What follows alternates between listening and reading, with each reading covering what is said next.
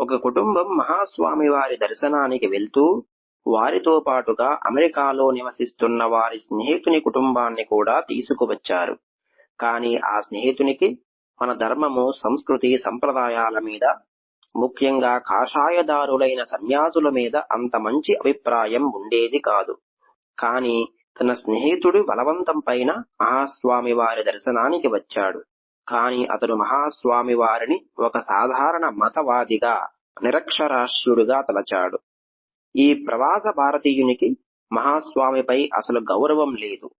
అంతేకాకుండా అహంకారముతో, ప్రవాసీయుడనే పొగరుతో ఆయనకు ఏమి తెలుసు, ఆయనకు ఆంగ్లం ఏం వచ్చు అని శ్రీమఠంలో అన్నాడు.